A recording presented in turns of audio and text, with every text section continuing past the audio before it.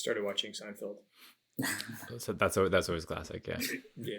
Yeah. I've never seen it. Oh, never. What? Oh my god. But Mike, Like I've seen like different episodes, but never like in order. So Oh, I'm sure I've yeah. missed a ton. Yeah. who Doesn't make are sense. you? Like, what, Exactly.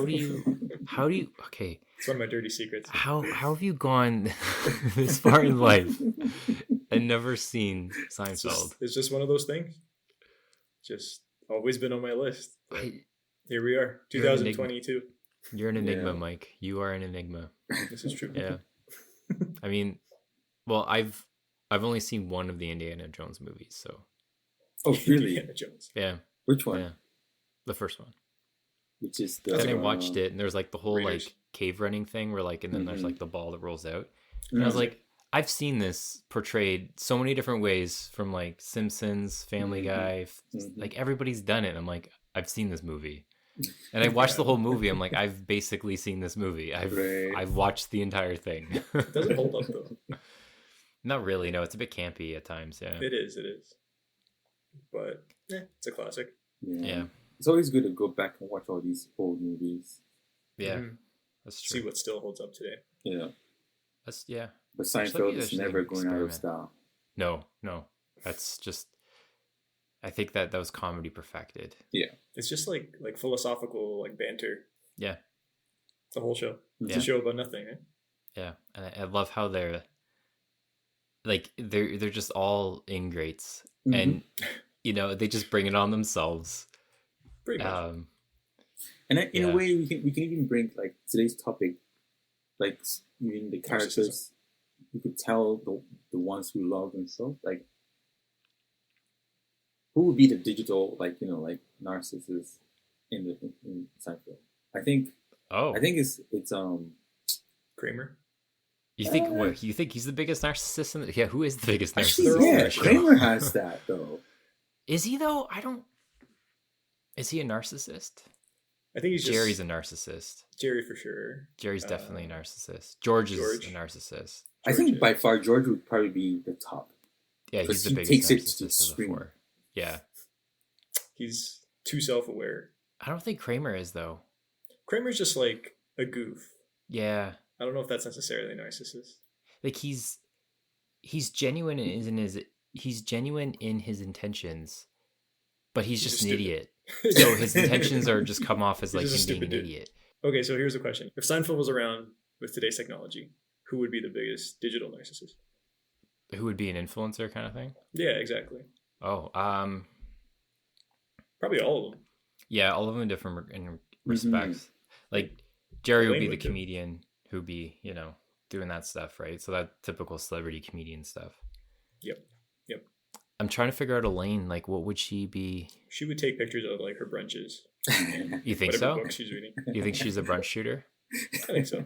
Yeah. Yeah, but they go to the cafe all the time. Like that cafe's not. It's not like a hop and brunch stop, right? True. Yeah, maybe Elaine's at least one. I'm on season 2 right now.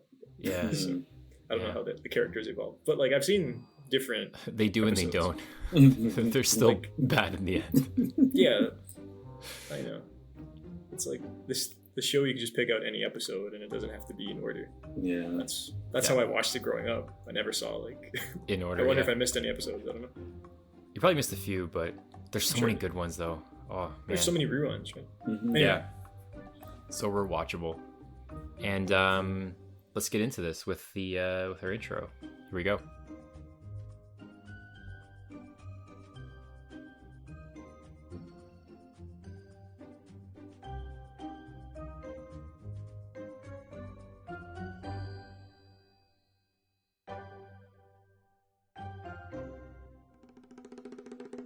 Greetings and fist bumps. This is the Raised Eyebrow Podcast, where we discuss how people just peopling can make it weird to be a person sometimes. But somebody's got to do it. And we're your hosts, Mike, Kojo, and Alex. In this episode, we discuss how social media turns us into narcissists. Allow me to elaborate. Our social media lives are just a digital form of high school. We're more focused on appeasing the crowd we're involved with rather than being our true selves. So let me ask you, why do we care so much about reflecting another's point of view rather than forming our own? Or is it all just about the likes? Yeah, I think it's this idea that social media, our phones, technology in general, is creating a generation of self-obsessed, self-involved, let's say reality-detached people. And I think counterintuitively, that makes us more socially broken by exacerbating very real mental health challenges and making the worst among us worse, and let's say the best among us, well, not so best. So I was reading this article, and they talked about how in the past we, like to get our identities through the group that we're in, and now that identity is more about the self. In a way, it was supposed to be a good thing, where by thinking about yourself, it allows you to be independent and to perform your best. But it looks like we've gone off rails since. Way off the rails. Yeah. Way off. Yeah. I mean, like, I do think that that's partially true what you bring up. Like, we do identify with our groups, like, be it whatever TV show you watch, whatever type of comedy you're into, podcasts you listen to, sports team, type of fashion, right? But it's kind of, it is like that Facebook thing, or no, sorry, the Facebook thing. It's like oh no, what was it? High school. That's what it is. High school, where social media is just a digital form of high school all over again. Like, our identity is so fragmented across all the different things that we like because we have so many different access to things that we like, and that's kind of the way that I see what social media is. Like, if you click on what somebody follows, like who they're following, you kind of get a snapshot of the things that they're into. Mm-hmm. Yeah, which in a way, the things you're interested in is who you are. So it's like, if you like rock, it means it's like the who you are. It's in that rock music. If you like art, it's like the who you are. So the things that you're liking becomes your personality in a way. Yeah, it's reflected back at you through social media. Right. So you mentioned the whole high school thing. There's all these studies that social media is it's starting to affect the youngest among us the most, especially young girls. Do you guys think this will keep getting worse, or is there a solution to this? I have no idea what the solution is to that. It's a tough one. It's tricky. It's very tricky because in a way it's kind of like what we're talking before, where if I like rock music and you don't, and you say something negative about me listening to rock music, that affects my personality. And then the girls, I mean, if you take a picture of yourself and you post it online, and if someone dislikes says a bad comment about the image, it's you they're attacking. Yeah. It's very personal. Yeah. And yeah. I mean, anyone with any kind of like level of celebrity, your part of your life is on display, and a part of your life is able to be attacked. Mm-hmm. And you see that played out where all these things getting canceled, people getting canceled. And it's kind of like we live and die in the comment sections. Right.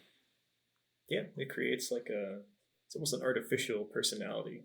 Online. It's not the a real, anonymity. like, who you are online is not really who you are. It's like the highlight reel of your day-to-day life. Yeah. Anyone could take a nice picture of them on vacation or eating brunch, but it's like the curated. Yeah, it's curated. Like, no one's posting about getting gas and trying to put the kid to sleep. Yeah. No one's answering the emails and putting that on social media. Nobody cares. You know what I'd like to see? An actual real life of like a mom taking care of their kids, with the kids screaming in the background. Just the stuff in between, yeah. Like cleaning up puke, social media, changing diapers, like actual real life on social media. Right. Let's see how many likes you get. I prefer to use these wipes to wipe my child's bum after cleaning up his diaper. I'm on floor number 3 on the elevator. Let's go get the mail together, guys. Oh man, I had 2 hours of sleep last night because I'm thinking about all this stuff. Yeah, anxiety rising. Yeah. Because usually what you see is like all the good things and none of the negative, Yeah. bad kids screaming in the background and not falling asleep, waking up at midnight. But then, we see the nice, cute, and like, oh my God. And this is around the time when I was has to mention the metaverse. But the metaverse, what about the metaverse? The metaverse of influencers? Do you influencers in the metaverse? That's going to be interesting. Like, would they be like, I don't know. What would they be influencing though? Because like their ideal life is just a click away for you. True. You just have to get more Bitcoin. They would promote their metaverse product within the metaverse. So like virtual hand cream? Yeah, that works. Is your avatar's skin dried out? Try this virtual hand cream. It hydrates, moisturizes, and adds a subtle glow. Like avatar jets. 500 Bitcoin. Or whatever the conversion rate is. Because like this whole idea of like social media today where anybody is a part of the public and anybody can be a part of that public conversation is like a 180 from how it used to be. So in preparation for this one, we researched one man, Jürgen Habermas, who is a philosopher and sociologist. And what he spoke a lot about was the public. And originally the public was essentially the royal family, lords, ladies, because that's what people saw. Everyone else was essentially just a subject. But as wealth grew and there came a more prominent middle class and consumer class, that public and the definition of a public tend to expand more towards them. And then eventually the whole thing started to flip when you had more people had access to media in terms of the form of television, radio. Fast forward to today with the internet, where now we have social media as your form of the public, fully on display, everything about it. You find out more about what's going on in your daily life from Twitter and the details of your daily life than you would anywhere else at any other time in history. And I don't know, maybe that's like too much information for people to have, just too much access to a public like that. So you're saying the royals were the original influencers? They were the original narcissists. Well, they were. Like Queen Victoria, she got married in a white dress. Originally at the time, before that, you would just get married in whatever dress was nice based on the season. But she decided to get married in a white dress, like a pristine white dress. Hashtag trending. Yeah, and that has been trending for a long time now. Now everybody gets married in a white dress. Yeah. Yeah, I think Victoria will probably be the most, like, what do you call it? Instagram famous of her time. Who Victoria was Instagram famous? Yeah. We have the Victorian, Victorian style architectural. Yeah. Style. Victoria Day, yeah. Victoria Kardashians. Day. Yeah. Kardashian Day. We should have Kardashian Day. We have Victoria Falls. We have cities named after Victoria. Yeah. She was monarch for like 50 years, I think. Yeah, she had a good run. Really good run. Yeah. Especially for that time. Yeah, yeah. Get a disease from like a cut. Yeah, you died from a cut, yeah. You had a hangnail and you're dead in 2 weeks. Had a good run. Couldn't afford nail clippers. Yeah. But yeah, they were the first influencers. Yeah. I think it's like you said, I think now there's so much information out there in general that, the peasants, for lack of a better word, back then, they didn't have access to, they couldn't expose themselves to the public. So now everyone is part of the public. Well, right? No, most people couldn't read either, right? Yeah. Because there was no photography wasn't invented till late 19th century, but then it was like expensive to produce. It wasn't all that accessible. Mm-hmm. Yeah. Most of human history is just people trying to survive. Pretty much. In a lot of cases, that's still now. Mm-hmm. Yeah, true. Mm-hmm. Yeah. But I think now from different reports, it's the best time to be alive ever. It's still by no means perfect, but yeah, it's the least poverty that's ever been in the world, which is pretty sad when you think about it. Yeah, how much there still is. Yeah, I mean, how we live now compared to King Henry, we're probably living way better than he was, even though he was the king at that time. He was a royal. Yeah. Like, I mean, I'm trying to, say, like, we have warm heaters. We probably didn't have that luxury. Yeah. Yeah, but he wore heels. So that's true. Like men used to wear heels. Yeah. You see these pictures of him, he has like this like 2-inch heel on. Yeah. Yeah. But I mean, so in a way, so basically what you're saying is, so then now, how we live is we're also trying to create our own narrative. Right. It's like we have the opportunity to kind of write our life story on the go. Right. Starring you and a couple friends. Right. Which in a way, I think that's the reason why, like, a lot of us are, trying to put a really different life as in what we live now. Yeah. You go to someone's Instagram and their poster, it could be true, but it could be false. Yeah. Yeah. And in a way, it's a way of also them trying to, empower themselves in a way. Yeah. I think it's everyone's searching for some sort of confidence, right? Yeah. And the perception that you are confident. Right. Would you say that that's the good side of social media? I'd say so, yeah. Yeah. Yeah, it's a good way to look at it. Like it's easy to make fun of social media. It's really easy to make fun of social media, especially because I would say most people don't have that self-awareness. Like they'll, in the back of people's minds when they post something, they know it's, people might smell the lack of authenticity with the post, like you could smell it when someone's off, but how many people project something that's real on social media? Right. That's hard to find, I think. Not many. But yeah, it comes down to confidence. Like people want to show, like, listen, I'm not a loser. Something's happening with my life. Yeah. As small as having a nice brunch or whatever. Mm-hmm. You want that reinforcement. You want that to show, hey, I made it. I'm doing stuff. I'm busy. Yeah. You got to be busy. Yeah. Yeah. Look like you're hustling. Yeah. The real work starts after your 9 to 5. Like, yeah, okay. Like, how many posts have you seen with that? Or like, if you're not working 3 jobs, you're not working right.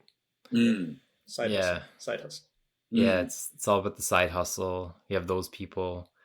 You have the ones who are like, I remember I was at this one place and we were waiting to get into this one restaurant. It was kind of like a swanky place, and there's these people posing, and they have like this like very interesting pose. I remember looking, and the kind of like the arms kind of like dangling in front, and they're kind of like turned slightly. And I was looking like, it's a really uncomfortable position to be in. Like that's like, it's like, it looks from the camera's perspective, it looks good, but like when you're kind of like slightly angled to the shot, you're like, nobody would sit like that. It looks like you're just contorted, and like you just woke up and you're like this weird body position. And it's like, you kind of like, all you have to do is just like subtly move the camera in a lot of these shots, and you get like a whole different perspective of what's going on. Just awkward. Yeah, it's really awkward. Yeah. So it's not how humans. I'm gonna bring this up. Have you guys noticed that Instagram is now a dating app? Is it really? Yeah. Yeah, it's become a dating app. And exactly. Okay, yeah. It shows how with it I am. Yeah. I was having a conversation with a friend, and he's like, "Yo, I found this girl, and I'm not sure." And then my other friend is like, "You know what? You can't judge the photos by the photos that she's taken on her platform, on her page. You should go to photos that are taken by her friends, so photos that she's been tagged in. That's where you're gonna get an actual photo of how she looks like." So like what you're saying, like, when you're taking a photo, you do the Instagram pose, angles and stuff, it gets your good sides. If you really want to see the other side of the girl, look at the tag photos, and that's where you're going to see the true self of the actual person. Damn. Oh, there you go. That's investigative journalism, Coach. Yeah, it is actually, yeah. You're a goddamn detective. It's true, though. Yeah, I guess so, yeah. The non-curated feed. yeah, so that shows how far this technology has come. Where it's I mean, that's what our show is about this week. It's the self-obsessive, projection, right? It's become, hey, come find me. You can date me. Yeah. Like, what was social media originally? Mm-hmm. It was that, really. Way, what was your local technology developer trying to do? Facebook. It's a Facebook guy. Wasn't that what Zuckerberg did originally? Like he just wanted to meet people. That's it. He was just like the original one was more of like a who's hot, who's not thing. Oh yeah. Have you seen The Social Network? Yeah. And then I think he wanted to meet girls, right? Yeah, that's where the relationship status came into play. Mm-hmm. That was crucial for a number of years, when a girl would change her relationship status to single, you're like, oh geez. Right. Yeah. I wonder if everything just comes down to that. Just we got to mate and we got to eat. Right. Pretty much everything we create, technology, whatever, it's going to lead to life mating comes down to and that. eating. We are animals at the end of the day. Yeah, for sure. Yeah, the way you wake up, you shower, you put on clothes, that decision of the type of what you're wearing can determine what's going to happen, when you get out of the house. How you see yourself, yeah. Or what about now where you only really have to do the top half? The pandemic style. Yeah. Like what I do is like I work in like a t-shirt and like a hoodie all day. And then when I have like a meeting with anyone important, like client or bosses or anything like that, you put on like a collared shirt, button it up. And then when the meeting's over, you just take the shirt off. Put the hoodie back shorts on. Underneath. Oh yeah. Like it's basically like, track pants for me. Yeah. I was wearing a belt the other day and I was sitting down and had just the belt on, like just as you normally would. And I was like, this thing's really uncomfortable. Like who wears these things like belts? Elastic straps for me. Yeah. I think after the pandemic, there's going to be a whole new fashion. Yeah. Around the pandemic. Yeah. You're already starting to see it now. Like a lot more comfortable clothing. Mm-hmm. More like liberating clothing. I noticed like it's getting a lot looser too. Yep. Yeah. Extra casual. Extra casual. Yeah. I don't know about you guys, but during the pandemic, like I was out to dinner with the wife the other day, and just being out in public, like it's weird interacting with people's fashion sense. Like we're so locked up and cooped up. Maybe I'm more than you guys, but like it really struck me like, whoa, like I'm not used to this anymore. Yeah. Like this is an irregular part of my routine. Whereas before, being at home was like, finally I get to be in my shorts. Mm-hmm. So I don't know what this has to do with narcissism, but maybe the way people curate their social media feeds will change because of this pandemic. That's a thought for you. How do algorithms change because of the pandemic? Maybe they don't. Maybe it's just something I'm exploring. I think the algorithm basically highlights our innermost passions. So whatever it is, it's what it's gonna highlight. Which it's your own likes. It's reflecting back on you. Yeah. Have you guys seen The Social Dilemma, where it looks at the? Oh yeah, it's a documentary on Netflix. Good film. Pokes at the dangers of all these social media companies and how they manipulate algorithms for profit essentially. But it's a robot, right? It looks at you like basketball. Okay, here's 25 basketball posts. See if you like it. Yeah. Recently, I've been have my own unique experience with an algorithm. It started by happenstance, but then I started to troll the algorithm, and my dad, he's a hockey fan, as any Canadian is basically, and so I just commented on this one post about hockey that he had on his thing, and then I guess from there, like it started to recommend and have all these suggested posts for hockey, and like you kind of just like hover over it and you have like a general interest in it. And then I kind of noticed that my feed just kept having a lot of hockey in it, but I don't actually follow really anything in my feed. And then over time, it started to recommend a lot of Alexander Ovechkin posts. And I think at this point, it just thinks that I'm an Alexander Ovechkin fan.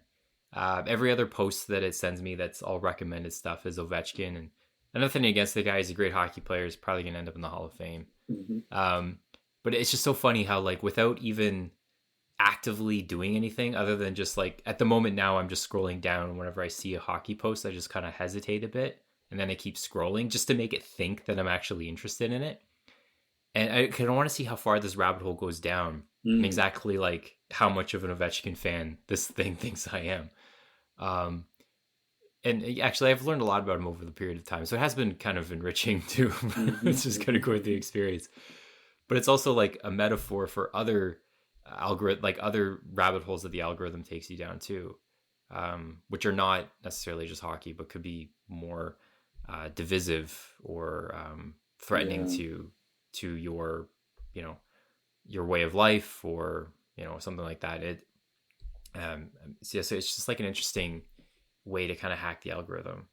It's funny because me and my wife, like, usually she use my phone to search for stuff, and like you were saying, like, usually what happens is now what she's searching on my platform is showing up on. Yeah. So I think the way to hack into the system is just give your phone to random people and have them search. Stuff hack your algorithm. Yeah, it's that happens.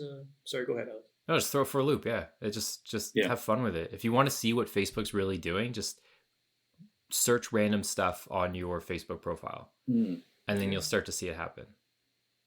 Go ahead, Mike. Or even if my wife and I would have conversations, it'll show us an ad for whatever passive comment we made during our conversation. Like, what the hell? Yeah. Why is this here? But what Kojo was saying, that happened to us too. Where like what she's into, I would get to. Joking. I would get the ad that, or like what she looks at on her phone would come on my phone. And I wonder it's because if we're on the same network or whatever it may be. But yeah, probably from your IP address, probably. Yeah, I think that's what it is. Yeah. But it was really weird, right? Yeah, because it's like a different device, but it doesn't know if it's like the same device. It could also be like from like your friends of friends. So if you have like a friend who's like a big football fan, for example, you're going to get a lot of football stuff because your friend's into it, because they're thinking like, well, your friend probably talks about it. So it's probably in your sphere of thought process, right? Yeah. It's like I have a friend who's a big football fan, and I noticed that like the more I talk to them, the more football stuff I get on my profile, like just sharing them stuff, even have nothing related to it. But it's because I have interaction with them, and because they're so heavily into football and they watch it constantly and they probably follow a lot of players and teams, I get a lot of that peripheral content. So hack your algorithm. Hack your algorithm, man. Yep. Google badminton. Just throw it off. Ping pong world records. Yeah, I wonder like the most random thing you can follow. I think just be well-rounded as a person. Yeah. Confuse. Just confuse the algorithm. Yeah, just be interested in different things and see what happens. Usually I have my nephews over, and my YouTube videos will be filled with like Sesame Streets and kids jumping around. This man he's in his 30s, but he tends to like children's shows. That's your audience profile. Confusing algorithm. What are you? Yeah, go to your recommended list, and it's just them shrugging, like, oh. Yeah. It's a good thing, like, like if you like this, you might like that. Yeah. Sometimes it's good, but then I also like the aspect of not, random people just, requesting stuff for you. Because I used to not listen to rock music at all, and a friend gave me remember back in the days you make mixtapes and you share it around. Oh yeah. This was like actually it wasn't a tape, it was a CD, and I placed it in my CD player, listened to it the first time. I'm like, I hate this. Just threw it somewhere. Someone broke into my car, stole the CD player, and this actually. Let me repeat that story. I missed key details. Um, Remember back in the days when we used to share mixtapes? Oh, Yeah. You know, Good times. a friend gave me a CD player. It was a rock CD, and I wasn't a big rock music listener, so first time I listened to it, I didn't like it. Then the next time I listened to it, I loved it. I was like, oh my god, this is amazing. Anyway, the whole idea of the story, what I was trying to say is, like, when people suggest stuff for you, it's a great way to kind of like, also not follow what you're used to, kind of add something new to, Yeah, that's what that's the healthy part of not being on social media too much. I think like that's what the Social Dilemma documentary was talking about. How we enter these feedback loops through these algorithms, where it's like, if you like whatever basketball, you're only going to get you're going to become more obsessed with basketball, or it's going to become stale because that's all you're going to get. So it's like life's boring now. Right. So, like, it's kind of like it's like an echo chamber. Yeah. Echo chamber. Yeah, it is. Yeah. Yeah. And obviously, like, sports is a metaphor for other stuff. In a lot of cases. Yes. Yeah, it's not that we're big sports fans. We're just talking about things very carefully. We don't want to get sued. Yeah. That's the goal. You must not get sued. Yeah, I mean, and then it kind of goes like the other way where social media just amplifies the worst in us. Or it allows others to get away with doing bad things too, right? Like Fire Festival is probably the poster child for this one. Fire Festival. Yeah, where it's like you got influencers, you got basically just social media candy everywhere, right? Great photography, great art direction, great campaign, influencers, huge amount of traction. Obnoxious self-aware, lack of self-awareness for everyone. Lack of self-awareness, a lot of lack of self-awareness, and a lot of lack of business sense. Yes. And then just like immature kids, essentially. Yeah. We talked about Don't Look Up, the movie, in one of our other episodes. Oh yeah. The Jonah Hill character in that movie? Yep. He said that he was trying to create his character as if the Fire Festival was a person. so if you go back and watch that movie, or at least his scenes in it, you could see like that makes so much sense now. Yeah. Oh my god, that's an amazing way of creating a character from an event. An event. Yeah. Like, what if this event was a person, just an obnoxious, powerful person, lack of self-awareness, rude, self-obsessed, right? So we say digital narcissist. So narcissist itself has like a negative connotation, right? Yeah. So what is it that makes people narcissists on social media? Like the worst of it, Alex, you were touching on the bad parts, the evil parts of this whole thing. I think what creates a narcissist? Is it? Go ahead. What creates a narcissist? I think it allows you to be your worst self.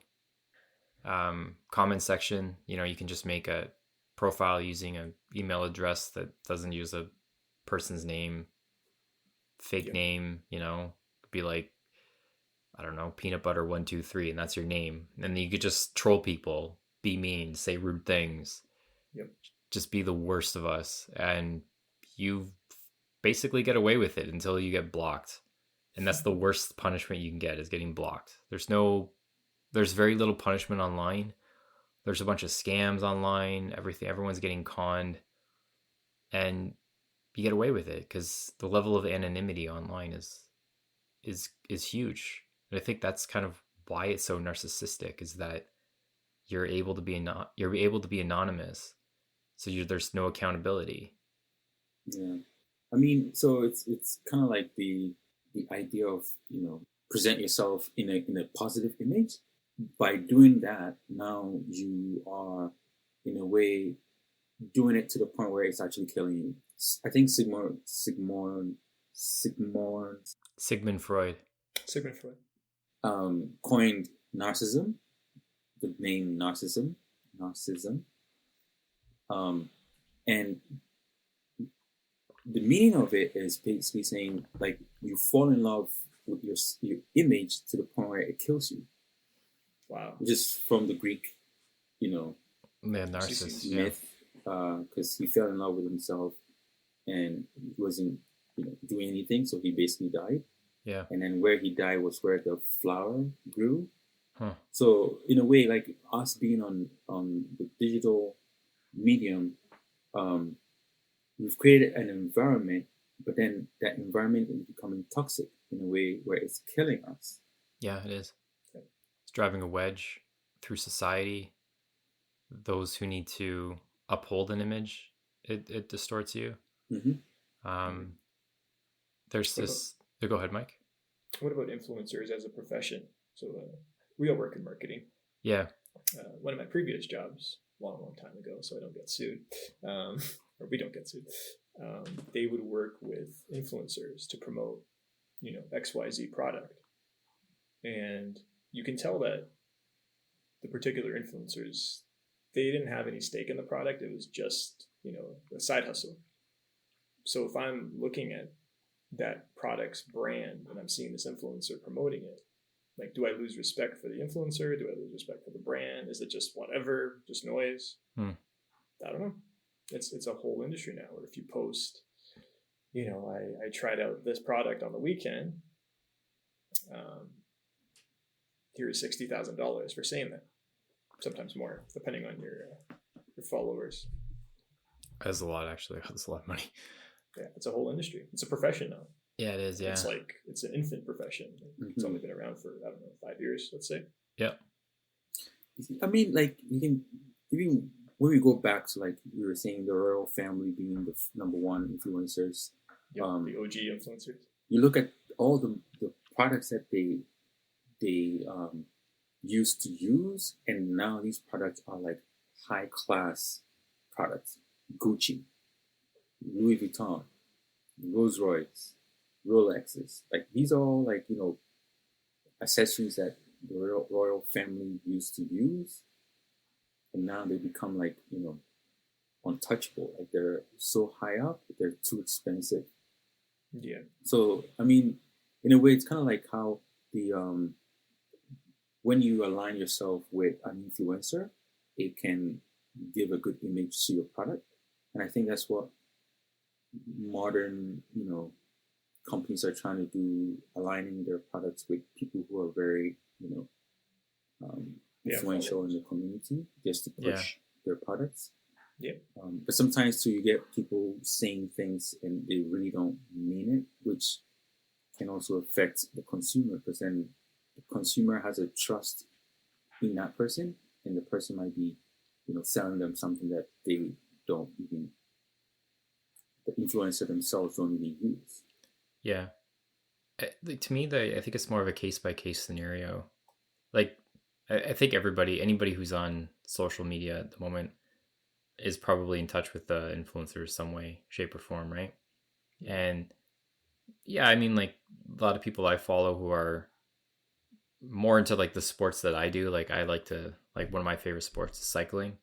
So I follow people who are cyclists, and they're not professional. They don't ride in the world tour or anything like that, but I still follow them, and they have an impact in terms of like my views on certain products, and they introduce me to certain products, and some of those products I've purchased, some of them I haven't, but like I do think that it's more about like how that individual influencer approaches the situation. Like how transparent are they? How genuine are they? As genuine as you can be on social media anyways. And then that kind of contract that they establish with their audience, right? Because the audience will ream them out if they're being uncouth, right? Yeah, you can smell it. Yeah. You can sniff it out a mile away. And I think companies are aware of those influencers. I think they call them the mini influencers. Yeah. Yes. Yeah, there's like different tiers now. Yeah. Influencer, yeah. There's micro influencer. Yeah, and then there's like super influencers, or I don't know what the tiers are called. Yeah. I wonder what like if you're an influencer and you're borderline and a company approaches you, do you take the next step to promote the product, knowing that maybe you have a more organic following, maybe maybe you are more authentic, Yeah. if you're in the running game, in social media, and someone says, hey, promote these shoes, do you do it knowing that you might not necessarily run with those shoes? Maybe. Yeah, I think as an influencer, you want to create a brand or an idea about yourself as someone that people can trust. That's it. Authenticity. Yeah. Or even if let's say you try it for the weekend, and you could still promote the quality of the product, maybe yourself, you're open-minded. If that comes across to your followers, then you're still doing something good. But it's, for the purposes of this episode, it's the narcissists are the people who are not aware, and they'll do anything for the money. Anything for that extra follower, anything for that extra like. And that's where it becomes, a toxic environment. Or if you're a young girl, or we're picking on girls, but if you're a young, impressionable kid, or, a lonely individual, and you're getting these algorithms, where do you decipher authenticity from no authenticity? And where does it become just ridiculous? Especially if you grew up with it too, right? Like this is your definition of reality.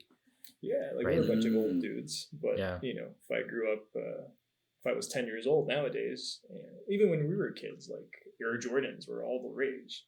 There was no social media back then, but if I saw I was a Vince Carter fan. When his Nike Shox came out, I went crazy. I had to beg my parents to, try them on at a local Foot Locker or whatever. But I'm sure you were the Nike happiest Shox. kid on the planet. Yeah. Yeah. I remember those.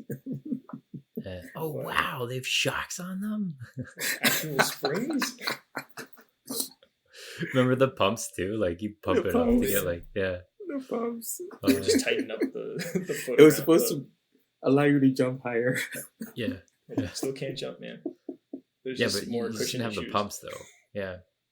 But yeah, those were the original impressionable items. That's marketing in general, I guess, right? That's what influencers do. Yeah. I mean, I think the Jordans was one of the most successful brand. Oh, for sure, yeah. Revolutionary. Yeah. In terms of influencer, yeah. Oof. Yeah, like for the regular black kid on the street, your teacher saying you're not going to be amount to nothing, but you have the Jordans, right? Yeah. So it's like, yeah, I can. That's all you need. Yeah. I am Jordan. Yeah. You're somebody now. Yeah. You're somebody. Because put it on your social media. Yeah. Like you only need pair of shoes and a basketball, and that's essentially what and clothes, obviously. You can't go on the court naked. But a pair of decent shoes and a basketball, and that's all you need to play basketball, right? So the basketball's a basketball, and Air Jordans is what the best player in the world use. Well, yeah, you're just like them. Yeah, it's smart. Hey guys, we have our first sponsor. Oh, really? Who's that? You have to play it like this. Who's that? Who's the... Guys, we only have a minute here. Okay, so because everybody has their own health plan or supplement these days, we're just going to have our own. Right. Yeah, so let me ask you, wouldn't you like to have this magical elixir that flushes toxin from your body, makes your skin glow, and keeps you hydrated, and so much more? Isn't that just water? Yeah, it's water. And for $0 a day, you can join our water encouragement subscription service. Sounds neat. What other benefits do I get? Wow, a little effort would help. Okay, did you know that water is vegan, GMO-free? It clears your skin. It's organic. It's also nut-free, gluten-free, and GMO-free. Oh, wait, I said that already. I'm going to join in today. How do I get all these great health benefits? out of a tap. Water subscription does not include water. You are responsible for getting your own water. We are not accountable for actual encouragement. Instead, listen to your body when you are thirsty. Just choose water instead of other stuff. Drinking water may cause choking. Cooking water and drinking is not recommended. Trying to drink water in slightly warm, room temperature, or slightly cold. If water is left outside when it is cold, it will freeze. If left outside on hot days, water will evaporate. Side effects may include peeing more and less yellow in your pee. Do not consume water before bed to avoid wetting the bed and causing awkward conversations with your partner. This may lead to divorce. Drinking too much water may cause bloating and peeing a lot. Don't panic, it'll pass. Just go to the bathroom. Please drink responsibly. So there's a website where you can get, I'm not sure if you guys are aware, but there's this website where you can find influencers misbehaving online. And especially, like, usually what happens is they would contact a restaurant or a hotel or, you know, a place and hoping to get free service from them. And usually the people would deny them.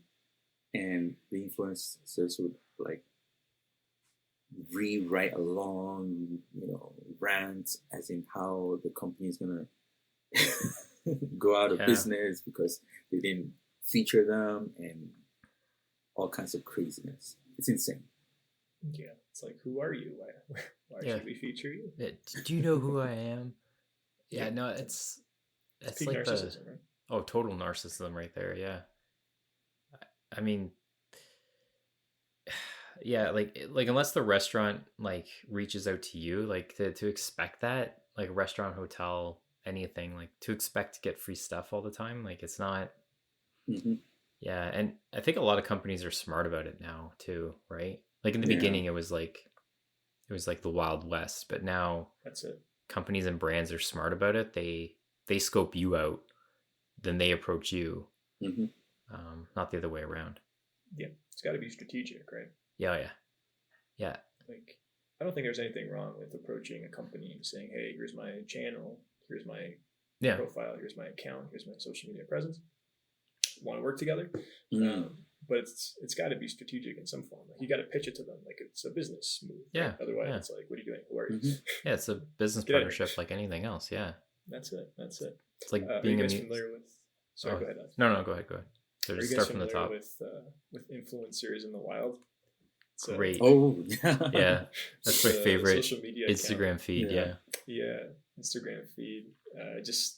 So it's, how do I explain this? It's people filming other people who are trying to take selfies or just doing ridiculous poses. Yeah. Or trying to amp their profile. But it calls out. It's the fourth wall, right? It calls out the stupidity of it all. Yeah. So you're saying it's pretty much like the American funniest home videos? Pretty much. Today, yeah. Instagrammers? Yeah. Yeah. If it had its own category of, clumsy Instagrammers or clumsy influencer attempts. Yeah. They're like lying on the shoreline and like wave comes in and just like crashes into them and you just see the aftermath of it. Or they're just like falling over stuff because they're trying to do this like balance on something or all for the gram. All for the gram. Yeah. Yep.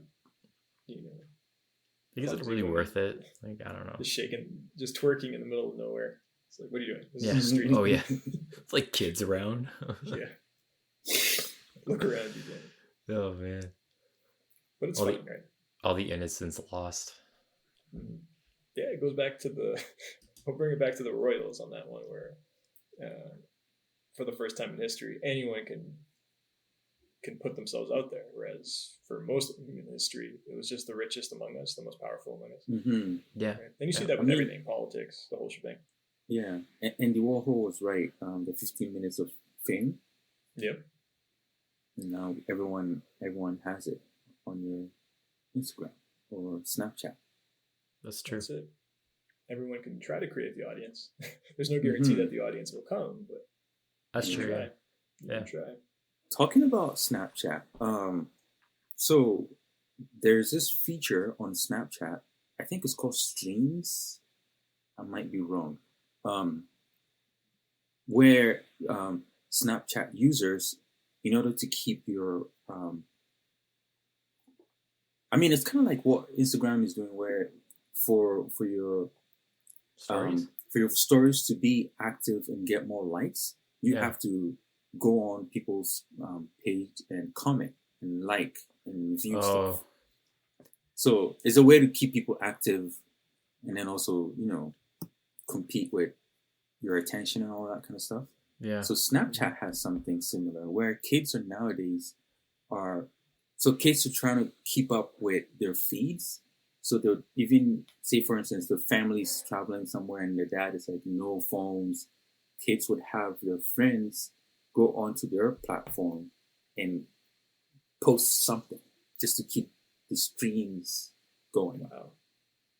Why though? Like, why does that matter? In a way, it's a way to be active, and I'm not exactly sure what they're trying to fulfill, but the idea is to keep your streams active at all times. Yeah. Presence. That's scary right there. But if like you don't do it, if you just stop, I think the sun will still rise tomorrow. Not a cool kid anymore, obviously. Like, you go all the way to the bottom. Yeah, like, so? If you don't post, do you exist? You don't exist. Sure, yeah. I guess so, yeah. I kind of even feel like even the idea of people videotaping, like, taking a video of you instead of helping you. Say, for instance, if you fell, people would take their phones and be taking a video of you falling. Yeah. Yeah. I don't get it, but I think it's an act of I was there when it happened. Yeah.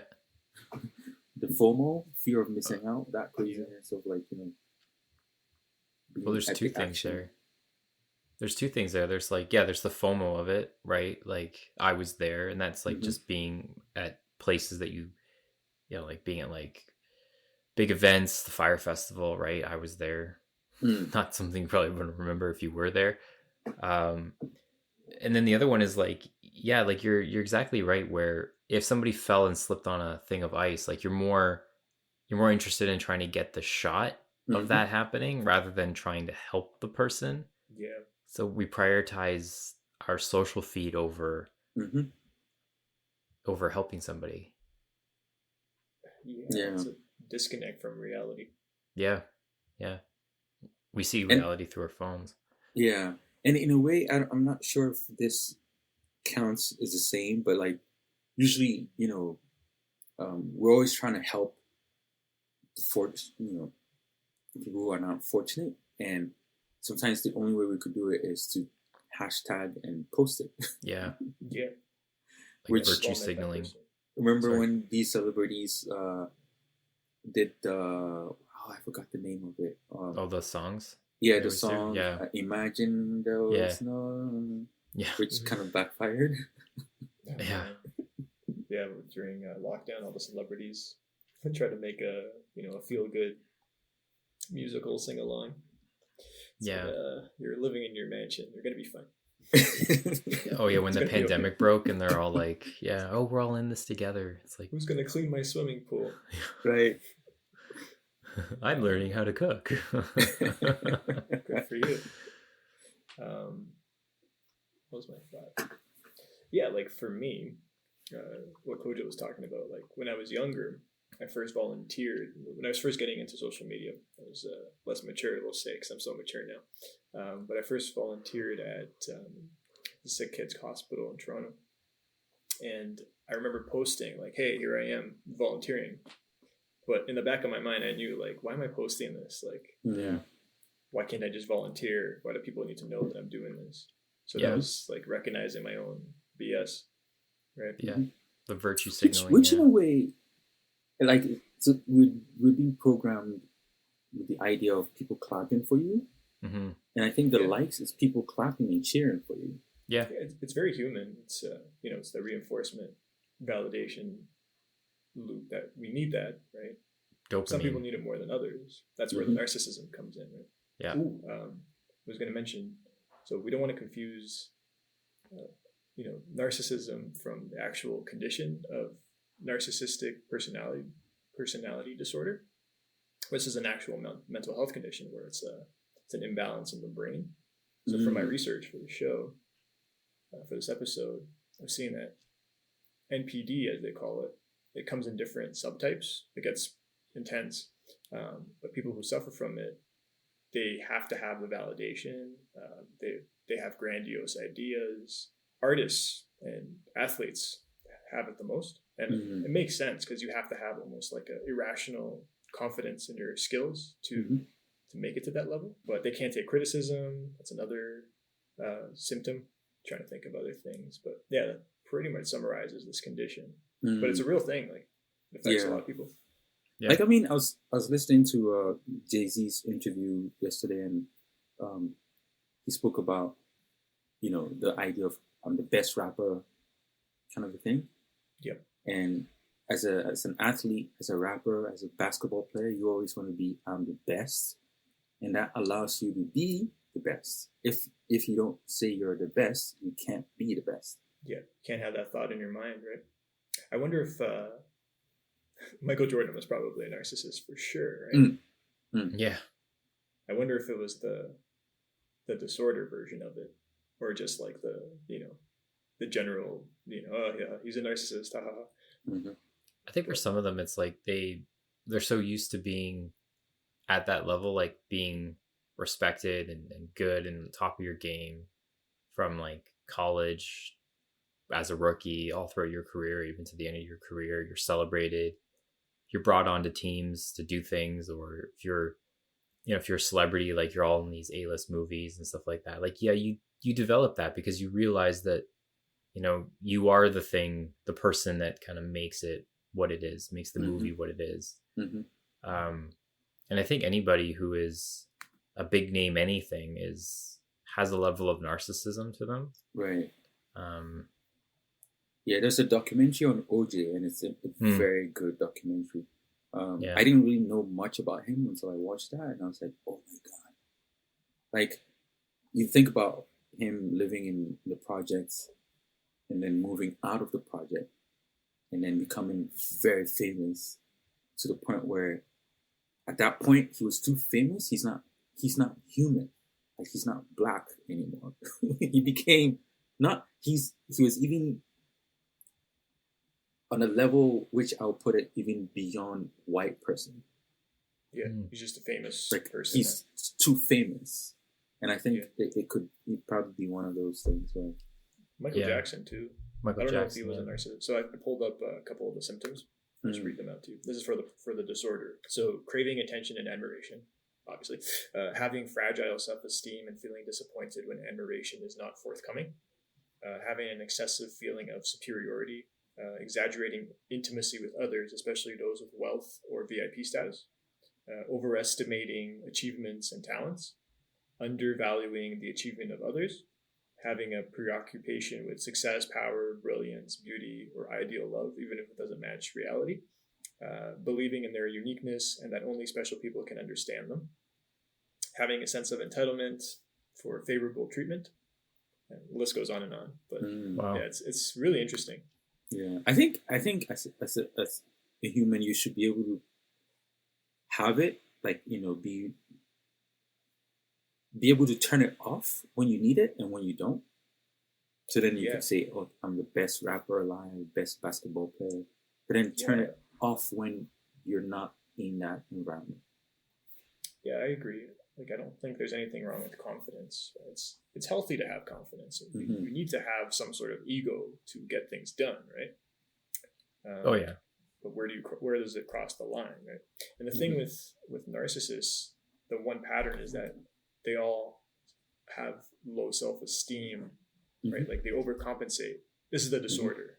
I don't know about, general narcissism or narcissistic, habits, but with a disorder, they all overcompensate because they're insecure.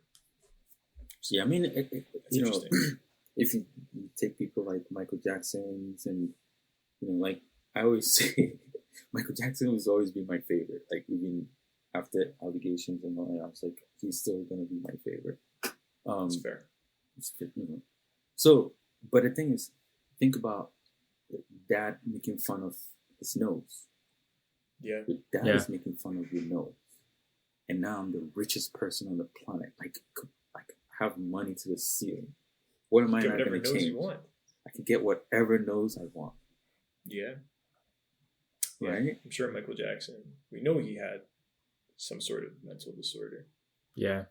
Yeah, but I mean, it's also part of the environment. Like, Like they could go for a show, they performed at the show, and people were cheering at you. And for him, he always says, being on stage is his favorite place to be. Because he's in control. He's in control. Yeah. Now, the moment he's off stage, they let them use the back door because they couldn't use the same door entryway as everybody else, like the white Really? people. Yeah. Really? This is Motown. Yeah. days. Yeah, like Jeez. James 70s, Brown's and all of those people had the same issue. They come to the show to cheer for the guy, watch him perform, Right. but But they he leaves can't. out the other door. Right. So, Different time. and that's what I'm saying. Like, if I had all the money in the world and I could change everything about me, wouldn't I do it? Of course. Yeah, that's what you were saying. Like, you're getting all the cheers, but the dad's still Yeah, not good enough, making right? fun of my notes. Michael Jordan had a similar thing. His dad would always be like, "Oh, you're not as good as your brother. Like, compete." So it's like, oh, if you're a little kid who's going through this every single day in your developmental years, I'm sure that does something to you, right? Mhm. Oh, yeah. It's interesting. Psychology gets creepy, man. The more you Yeah. dive down the rabbit hole. Especially like who it comes from, like could be your parents or like a mentor or someone you look up to. Like if they take that relationship and kind of manipulate it to their own advantage, like Mhm. or manipulate it in a way because they're cruel, that could really mess with you and your worldview, and it could develop things like you being a narcissist or feel like you're not measuring up to what Mhm. you could be or what your idea of what you should be. Mm. And then you have things like social media just exasperating the whole thing or making it worse with like the Yeah. comments section or Yeah. not living up to other people's standard. That's where Yeah. it gets messed up. Oh yeah. Yeah, there's this thing where we usually will say, like, when you look at rich white money and they don't show it, like, like Jewish people, they have money, but they don't show it. Mhm. Then you see this black guy who just made, 500,000 today, and he's like driving big Ferraris, and You're showing and everything. it's all part of that. Like, it's kind of like, they need to scream to make sure people can hear you. Yeah, I made it. And That's like, usually I like- can't fault people for doing that because it's pretty much like, the whole world, your teacher was like, you're not going to make it. Yeah, you grew up with nothing. Yeah. It's like, it's what do they say now? Like the poorest people among us now wear the Gucci, and like these rich millionaires just wear like white t-shirts and jeans. It's true. They just flip the It's more script on efficient. them. Yeah. Yeah. What are you wearing today? Fruit of the Loom. Hanes. Yeah. Yeah, Yeah, I think you make up for the thing that you lack. Yeah. Like Zuckerberg doesn't need to show that he's got money, No, but then everyone he can knows he make up does. for something else. Like maybe Yeah. he's insecure in talking to people or something, so he can make up for that. Yeah, that's true. Yeah. so in this episode we're gonna get sued by Zuckerberg, Michael Jordan, and the I know ghost of him, Michael so Jackson. Yeah. he let us go. We wouldn't really like lay into Facebook. I mean, we just kind of. Just observation. That's true. It's observations about Facebook. I mean, if he comes after us, it's like, really? Yeah, exactly. Would you probably say maybe that's the reason why he's pushing Meta? Because his Maybe. life is not to where he wants it to be, and I think it's So just the he's next creating- big thing. Yeah, he's got to keep innovating, I guess. Yeah. What keeps these guys motivated? Like For the tech next companies or these, like, we have like these rock star CEOs now, which is, I mean, like, it just kind of feels like you have like Elon Musk, Richard Branson, Mhm. Jeff Bezos, Yep. Zuckerberg, like Jack Dorsey. And it's like, you just, oh yeah, what is it, Gary V, that's his name. Gary? oh, Gary, Yeah. That's cool. And they have like these like rock star CEOs, investors and stuff like that. And like they're like bigger than the brands that they're a part of. Yeah, Mhm. I don't even know what company Gary Vee works for. VaynerMedia. I don't know. Yeah. He I was like a mean- big investor and influence in Uber in the early days. I don't know if he's still involved with it or not. Jack Dorsey's I think with he comes Square, from I a think. family of wine sellers. Oh, yeah? He Oh, was on YouTube importers. His family's wine company. That's Yeah. how, and then he made it big off of that, and then he just started investing and getting into other businesses and succeeded. It's so interesting, like how. Yeah, I think it came from like that whole TED Talk phase we had like 10 years ago, where like at least everyone had to have their own TED Talk, like talking about like the importance of having like the right paper clips in your office or something like that, and how it would like change the world if you have the right paper clips. There's probably a TED Talk about paper clips and like, oh, if you have like, it's, you know, everyone uses like the W paperclip. Really, what I believe in is the V paperclip because it revolutionizes the way that you put things together. It's all about combination. And today I'm going to show you how. Here's how it affects. There is actually a paper throwing, TED Talk. Oh, like, yeah. See, there you go. Yeah. Yeah, it's like how to fold paper and make them into paper planes and throw them. Oh, really? Damn. Yeah. That's awesome. Like, I just want to make my own TED Talk about just something, I don't know, like square mouse pads versus round mouse pads and the productivity that comes from that.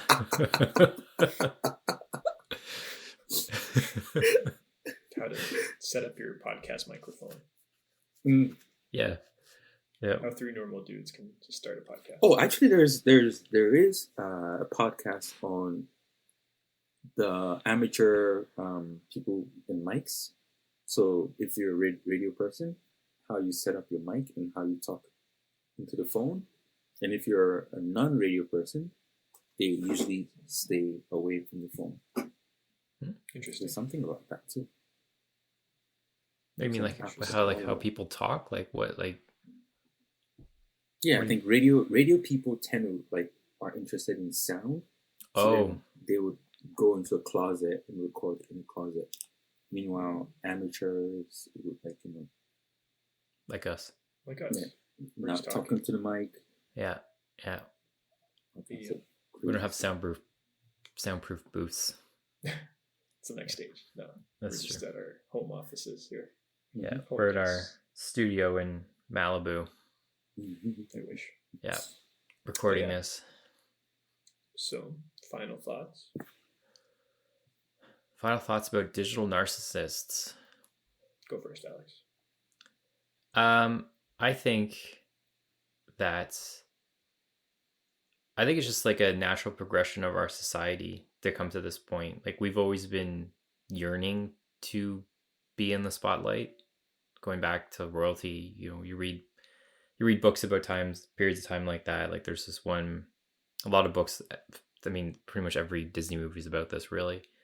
You just want to become that person, and you see that tale played out a lot lately, where like Anna Delvey, Anna Sorokin, whatever her name is, like she did exactly that. Like she wanted to be this wealthy New York socialite, and for about 4 years she did that.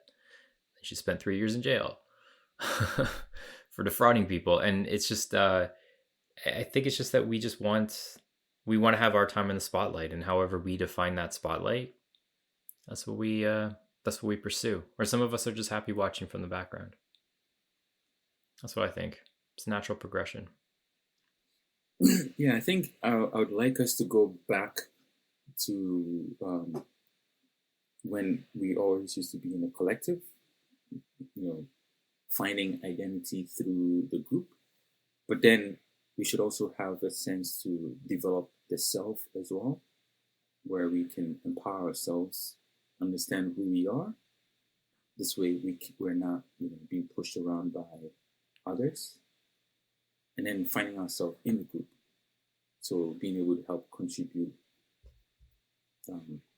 as a functioning person in the society, like being able to help with our skill set to help society. So like the 90s. You want to go back to the 90s? Yeah. Like 85. 85. For me, I'd say do things that are challenging. So whatever that is for you in your own algorithm, pursue, the next challenge in your own life And if it has to go on social media, so be it, but it's got a result. When you do the challenging thing, it becomes more authentic. Whereas the way where we smell the lack of authenticity on social media, or you see the narcissism, is when something doesn't look challenging to that content creator. It's like, I don't believe it. So do things that are challenging enough where people believe you. You know? Sincerity. That's it. Be sincere. So follow us on all the social media. Yeah, we're on TikTok, Facebook. No, we're not on Facebook. TikTok. We're on TikTok, Instagram, and Twitter. Raised Eyebrow. Follow us there, or the raisedeyebrow.ca. Nicely done. You finally memorized that. I did. I had to write it down. Dude. Yeah. All right. That's it for this episode. Remember, kids, life is too short to remove a USB safely.